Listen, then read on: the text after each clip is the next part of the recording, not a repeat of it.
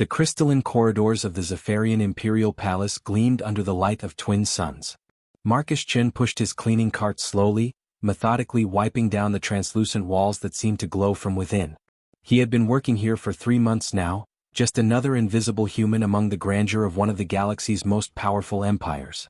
Nobody noticed janitors. That was fine with Marcus. He preferred it that way. He moved into the Eastern Garden courtyard, a vast space filled with plants from 100 different worlds. Purple vines crawled up silver trellises.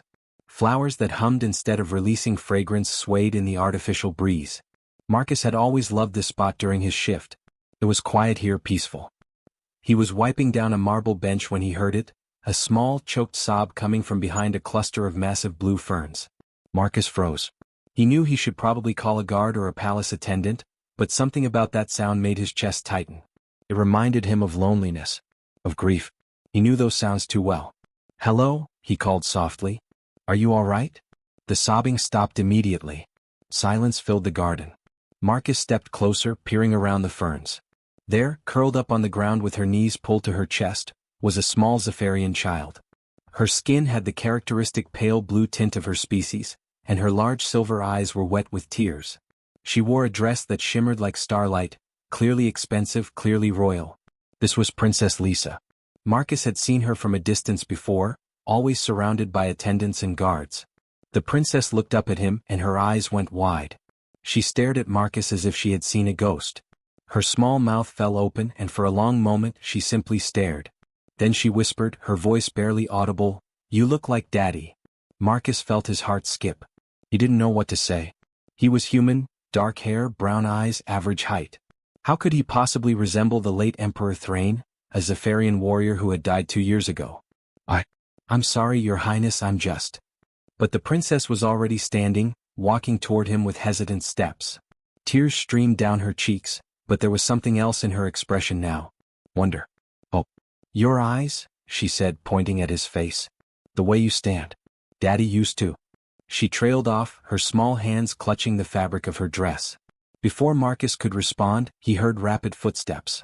Several guards burst into the courtyard, followed by a tall, elegant figure that made Marcus's breath catch. Empress Valora herself swept into the garden, her face tight with worry. She was searching for her daughter, clearly. But when her silver eyes landed on Marcus, standing there near the princess, she stopped dead. The Empress stared at him. Not with anger or suspicion, but with an expression Marcus couldn't quite read. Recognition. Something that made her hand rise slowly to her chest, as if steadying herself.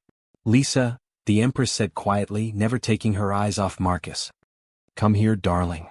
The princess looked between her mother and Marcus, then back again. "Mama, he looks like Daddy. Doesn't he?" The Empress didn't answer immediately. She walked forward slowly, studying Marcus's face with an intensity that made him uncomfortable. Her guards moved to flank her, hands on their weapons, but she waved them back with a small gesture. "What is your name?" the Empress asked, her voice steady but soft. "Marcus Chen, Your Majesty." "I'm just a janitor with the maintenance crew. I didn't mean to." "You didn't do anything wrong," she interrupted. Then she turned to her daughter. "Lisa, we need to return to your lessons." The princess's face fell, but she nodded obediently. As the Empress led her away, she glanced back at Marcus one more time. "Report to my private chambers tomorrow morning. Alone." Then she was gone, leaving Marcus standing in the garden, his heart pounding, wondering what he had just stumbled into. Marcus stood outside the Empress's private chambers, his hands sweating. 2 massive guards flanked the ornate door, their faces expressionless. One of them gestured for Marcus to enter without a word. The room inside was nothing like he expected. Instead of cold marble and intimidating thrones, it was warm and personal. Soft fabrics draped the walls. Holographic images floated in the air. Family portraits showing the Empress, the princess, and a tall Zephyrian male who must have been Emperor Thrain. Marcus found himself staring at the Emperor's face. The eyes were silver instead of brown, the skin blue instead of tan, but something about the bone structure, the gentle expression, the slight tilt of the head, it was unsettling. "You see it too." The Empress's voice came from behind him. Marcus turned quickly, bowing his head. "Your Majesty, I apologize for yesterday. I didn't mean to upset the princess." Empress Valora walked past him, stopping in front of the largest hologram. "You didn't upset her. You made her speak." She hasn't said more than a few words in 3 months. Marcus felt a knot form in his throat. He understood that kind of grief. After his wife died, he had spent months in silence too, working meaningless jobs across the galaxy just to keep moving. "Tell me about yourself, Marcus Chin," the Empress said, gesturing to a chair. "Where are you from?" He sat awkwardly, feeling out of place. "Earth. A colony world called New Vancouver. I worked as a teacher there, but..." He paused. "My wife passed away 3 years ago. Cancer. After that I couldn't stay. Too many memories. So I took contract jobs. Maintenance work pays enough to keep me moving." The Empress nodded slowly, her expression softening. "I understand running from ghosts." She sat across from him, suddenly looking less like an all-powerful ruler and more like a tired woman carrying too much weight. "My husband, Thrain, died 2 years ago. Official records say it was an accident. His flagship exploded during routine exercises. But Lisa, she watched the broadcast. She saw the ship burn. She hasn't been the same since." Marcus wanted to say something comforting, but words felt inadequate. Instead he simply listened. "Thrain was a good man," the Empress continued, her voice distant. "Strong, yes. A warrior. But gentle with Lisa. He would sit with her for hours, teaching her about the stars, telling her stories. He had this way of listening, really listening, that made everyone feel important." She looked at Marcus directly. "Lisa saw that in you yesterday. Something in your mannerisms, your presence. I saw it too." Marcus shifted uncomfortably. "I'm just a janitor, Your Majesty." "I'm not." "I have a request," she interrupted. "It's unusual. Perhaps inappropriate. But I'm asking as a mother, not an empress." He waited. "Would you visit Lisa? Once a week. We could call it a cultural exchange, teaching her about Earth, about humans. But really..." She paused, vulnerability crossing her face. "Really, I just want to see my daughter smile again. If your presence helps even a little, I'm willing to set aside protocol." Marcus was stunned. An empress asking him, a human nobody, to spend time with her daughter. It was absurd. It could cause political problems. He could already imagine the whispers in the court. But then he remembered the princess's face. Those silver eyes filled with tears and hope. He remembered his own isolation, his own grief, and how badly he had wished someone had reached out to him. "I'll do it," he said quietly. "If it helps her, I'll do it." The Empress's shoulders relaxed slightly, and for the first time, Marcus saw a hint of a smile. "Thank you." As he left the chambers, Marcus couldn't shake the feeling that he had just agreed to something far more complicated than simple visits. The guards watched him with suspicious eyes. Courtiers whispered as he passed through the corridors. A human meeting privately with the royal family. It was unprecedented. And somewhere in the palace, in shadows Marcus couldn't yet see, people were already plotting against this strange new arrangement. For 3 weeks, Marcus visited Princess Lisa in the palace gardens. He taught her simple Earth games, told her stories about oceans and mountains, showed her how humans laughed at silly jokes. Slowly, carefully, the princess began to heal. She smiled more.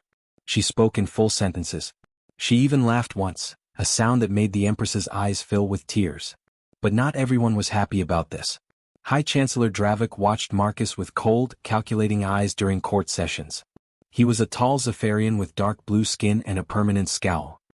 He controlled the Imperial Council, and he made his disapproval clear. "A human janitor has no business with royalty," Dravik announced during one council meeting. "It sets a dangerous precedent. Humans are a minor species. They should know their place." The Empress had silenced him with a sharp look, but Marcus could feel the tension growing. Strange things began happening. Marcus's quarters were searched while he worked. He found his belongings moved, his personal data pad accessed. Someone was looking for something, though Marcus had no idea what. One evening, a Zephyrian guard approached him in a quiet corridor. The guard looked nervous, constantly checking over his shoulder. "Human, you need to be careful," the guard whispered. "There are people who want you gone. People with power." "Why?" Marcus asked, confused. "I'm nobody. I just talked to the princess." "That's exactly why," the guard said. "You're changing things. Making the Empress think differently. Some people don't want change." He glanced around again. "Watch your back." Then he was gone, leaving Marcus alone in the dimming corridor. 2 days later, Marcus was assigned to clean the restricted archives, a section of the palace he had never entered before. It was deep underground, protected by heavy doors and security fields. His supervisor said it was a special assignment, a one-time job. It felt wrong, but Marcus went anyway. The archives were filled with data crystals and holographic files. Old records, military documents, things Marcus didn't understand. He was wiping down dusty shelves when he accidentally knocked over a container. Data crystals scattered across the floor. Cursing softly, Marcus bent to pick them up. One crystal activated when he touched it, projecting a file into the air. The header read, Emperor Thrain, Incident Report, Classified. Marcus knew he shouldn't look. This was way above his clearance level. But curiosity won. The report detailed the explosion that killed the Emperor. Official cause, equipment malfunction. But as Marcus scrolled through, he found something else, an attachment labeled, Suppressed Evidence. His hands shook as he opened it. Sensor logs showed deliberate sabotage. The flagship's power core had been tampered with from the inside. Security footage had been deleted. The investigation team had been dismissed before completing their work. Someone with high-level access had buried the truth. Emperor Thrain hadn't died in an accident. He had been murdered. Marcus's mind raced. What? Who would kill the Emperor? And why cover it up? He quickly copied the files to his personal data pad, his heart pounding. This was dangerous. This could get him killed. That night, during his scheduled visit with Princess Lisa, the attack came. They were in the garden, Marcus showing Lisa how to fold paper into origami shapes, when three masked figures emerged from the shadows. They moved fast, weapons drawn, heading straight for the princess. Marcus didn't think. He grabbed Lisa and dove behind a stone planter, shielding her with his body. Energy blasts seared the air where they had just been standing. Stay down, Marcus shouted. One attacker rushed forward. Marcus, acting on pure instinct, grabbed a metal gardening tool and swung hard. The attacker stumbled. Marcus kicked out, catching him in the knee. It was clumsy, desperate, nothing like trained combat, but it worked. Alarms blared. Guards poured into the garden. The Empress arrived moments later, her face pale with terror. Two attackers were captured. One lay dying, shot by palace guards. As the Empress knelt beside him, demanding answers, the dying assassin looked at Marcus. The human knows too much, he gasped. Just like Thrain did. Then he died, leaving those words hanging in the air like a curse. Marcus sat in the Empress's private war room, a bandage wrapped around his arm where an energy blast had grazed him. Princess Lisa refused to leave his side, her small hand clutching his. The Empress paced back and forth, her elegant composure cracked by rage and fear. They tried to kill my daughter, she said, her voice shaking. In my own palace. Marcus pulled out his data pad with his free hand. Your Majesty, there's something you need to see. I found this in the archives yesterday. He showed her the files about Emperor Thrain's death. The Empress's face went pale as she read, her silver eyes scanning the evidence of sabotage and cover-up. When she finished, she sank into a chair. For a long moment she said nothing. I knew, she finally whispered. Deep down, I knew it wasn't an accident. Thrain was too careful, too skilled. But I had no proof. Every investigation I tried to start was blocked. Files disappeared. Witnesses refused to talk. She looked at Marcus. Someone very powerful wanted him dead. The dying assassin said I knew too much, just like Thrain, Marcus said carefully. What did the Emperor know? The Empress stood and walked to a secured panel on the wall. She pressed her hand against it and a hidden compartment opened. Inside was a small data crystal. Thrain told me the night before he died that he had discovered something terrible. A conspiracy within the Imperial Council. He said some council members planned to overthrow the monarchy and establish an oligarchy, ruled by the wealthy elite. He was gathering evidence. She held up the crystal. He gave me this, told me to keep it safe. But it's encrypted. I've tried everything to open it. Nothing works. Princess Lisa suddenly spoke up, her young voice clear. Daddy said puzzles are for people who think like you. Both adults turned to look at her. He told me that, Lisa continued, when he taught me games.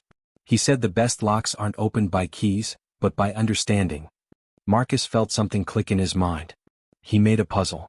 Something only someone who thought like him could solve. The Empress made a bold decision in that moment. She turned to Marcus. I'm appointing you as special cultural advisor. It will give you access to palace systems and legal protection. Together we're going to finish what Thrain started. Over the next week, Marcus worked with the Empress and, surprisingly, Princess Lisa. The little girl remembered things her father had said, games he played, riddles he liked. Marcus approached the puzzle differently than the Zephyrians, using human logic, thinking in unexpected ways. The breakthrough came when Marcus realized the encryption wasn't mathematical. It was emotional. The password was a sequence based on personal memories, dates, places, moments only Thrain's family would know. Lisa provided the final piece. Her birthday combined with the coordinates of where Thrain proposed to Velora. The crystal unlocked. Inside was everything. Financial records showing High Chancellor Dravik and 4 other council members embezzling massive amounts from the Imperial Treasury. Communication logs proving they planned to assassinate the royal family during the upcoming Festival of Stars. Military contracts showing they had bought the loyalty of 3 fleet admirals. They had killed Thrain because he discovered their plot. Dravik, the Empress breathed, her hands clenched into fists. He sat in my court, advised me, pretended to mourn Thrain, all while planning to murder my daughter and me. Marcus saw the rage in her eyes but also the calculation. What do we do? The Empress straightened, and in that moment she looked every inch the ruler of a galactic empire. The Festival of Stars is in 3 days. They expect us to be vulnerable, distracted by celebration. Instead, we'll set our own trap. She looked at Marcus. You saved my daughter's life. You found the truth my husband died protecting. Now help me finish this. Help me bring justice for Thrain. Princess Lisa squeezed Marcus's hand. Will you help us? Please? Marcus thought about his own wife, about loss and justice and doing what was right even when it was dangerous. He thought about this strange family that had adopted him into their grief and their fight. Yes, he said simply. Let's end this. The Festival of Stars filled the Imperial Palace with light and music. Thousands of guests from across the galaxy gathered in the Grand Hall, unaware of the storm about to break. Crystal chandeliers floated overhead, reflecting the twin suns setting beyond the transparent dome. Marcus stood near the back wall, wearing formal attire that felt uncomfortable. He wasn't supposed to be here, but the Empress had insisted. Hidden beneath his jacket was a small communication device connecting him to loyal palace guards. High Chancellor Dravik stood at the center of the hall, smiling and greeting guests. He looked confident, relaxed. He had no idea his plan was already falling apart. The Empress made her entrance, Princess Lisa at her side. They looked radiant and regal. Dravik bowed deeply, playing the role of loyal servant perfectly. Your Majesty, a beautiful festival, he said smoothly. Thank you, Chancellor, the Empress replied. Please join me on the platform. I have an important announcement. Dravik's eyes flickered with something, anticipation, perhaps.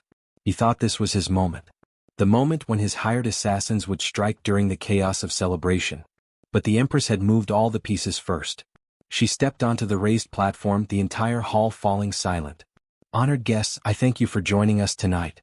2 years ago we lost Emperor Thrain. Today I have discovered the truth about his death. The hall erupted in whispers. Dravik's smile faltered. My husband was murdered, the Empress continued, her voice strong and clear. Killed by traitors within my own council who sought to destroy the monarchy. Massive holographic displays activated around the hall, showing the evidence from Thrain's data crystal. Financial records. Communication logs. Proof of conspiracy. Dravik's face went white, then dark with rage. This is lies. Fabrication. It's my husband's own investigation, the Empress said coldly. The evidence you thought you destroyed. Dravik's hand moved to his communicator. Now, he shouted. Doors burst open.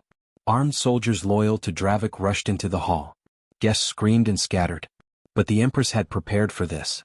Her own elite guards emerged from hidden positions, outnumbering the traitors 2 to 1. In the chaos, Dravik moved with desperate speed.